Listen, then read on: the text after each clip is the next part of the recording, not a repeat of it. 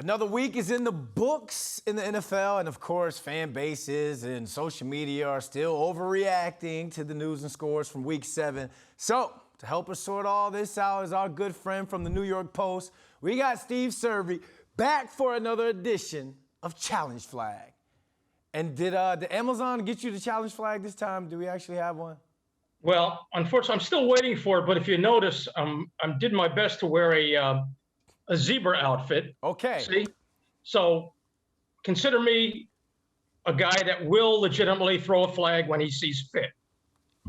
Thank you. And I think that all NFL fan bases thank you for that. So let's get straight into it. Geno Smith, over 1,700 yards passing already. He's been lighting it up. Geno Smith gets voted to the Pro Bowl. As of right now, I am not throwing the flag on that one. He's 73.5% completion percentage, leads the NFL, 11 touchdowns, 3 interceptions, and Pete Carroll has now resorted to let Geno cook. He's got a 107.7 QB rating. The Seahawks are 4-3. And look, he deserves a Pro Bowl bid right now more than Tom Brady and Aaron Rodgers. His main competition, I would think right now, is Daniel Jones and Jalen Hurts in the NFC. So, yes, let Geno cook. It's his time. He has been a revelation. The Seahawks are 4-3. He's a Pro Bowler. Geno country. Let's ride. That's what I heard from that. You mentioned Tom Brady being one of his competition for the Pro Bowl. Brady may not make the Pro Bowl. He may not even make the playoffs. So the next statement is Brady and the Bucs will not make the playoffs. Well, let me throw one of my so-called challenge flags, my COVID challenge flag. It's insane to ever bet against Tom Brady, whether he's happily married or whether he's going through a potential divorce proceedings. His offensive line is suspect, yes. He's 45 years old, yes. The Bucs have just lost on the road to the Steelers and to the Panthers. The offensive coordinator, Byron Leftwich, is under fire. They've got a tough game against the Ravens Thursday night, so it might get worse before it gets better for TB12. But look at the NFC South. The Bucs are still tied with the Falcons at 3-4. And I'm sorry, people that have bet against Tom Brady have lost a lot of money over the years. So I'm going to stick with TB12. All right, I'm not going to bet against Brady. I'm just going to bet against the Bucs defense. They've been absolutely atrocious in those last 2 back-to-back losses. All right, the Jets suffered huge losses. Next statement is the Jets won't make the playoffs without running back Breece Hall and Elijah Vera Tucker. All right, I'm throwing this alleged challenge flag. Look, the Jets have not made the playoffs since 2010. So I am not going to kick them while they're down. Breece was a tremendous weapon. He was an Offensive Rookie of the Year candidate, probably the leader in the clubhouse.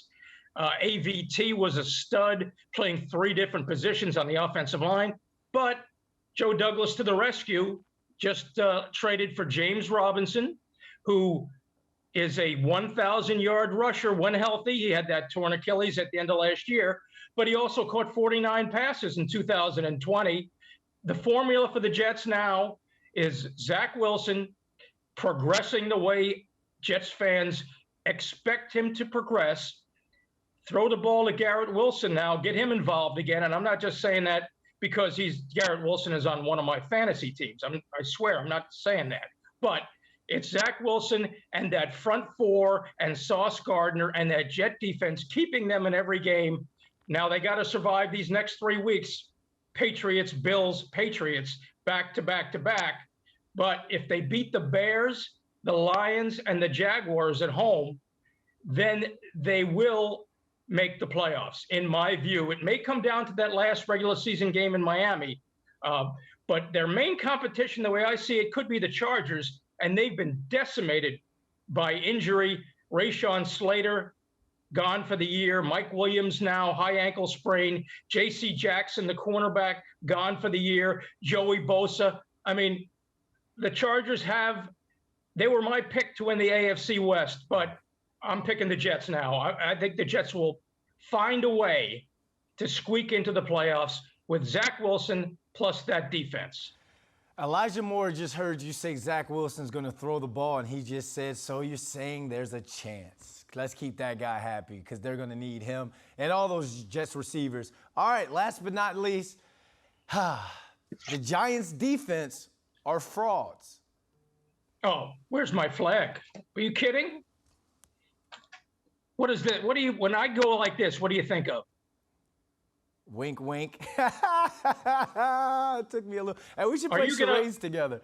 Are you going to bet against Wink Martindale, especially after the bye week when he'll have more time to assess his personnel? Look, Kayvon Thibodeau looks like he's getting close to breaking out for Wink. They've got Sexy Dexy and Leonard Williams in the middle on that offensive line. They've got two what I consider elite safeties in Xavier McKinney and underrated Julian Love. Cornerback, obviously, opposite Adoree Jackson is a concern, but Jalen Smith and Landon Collins, two former talents, have been acclimated into the system now, excuse me, by Wink. And to call the Giant defense a fraud, no, sir. Watch Thibodeau now over the rest of the season. I think he's going to explode. This defense continues to keep teams out of the end zone in the second half. They're playing together. They're playing lights out. So I agree with you there, Serby. Thanks for joining us. You mean you didn't agree all along except for that last one? Nah, I just had to highlight that last one.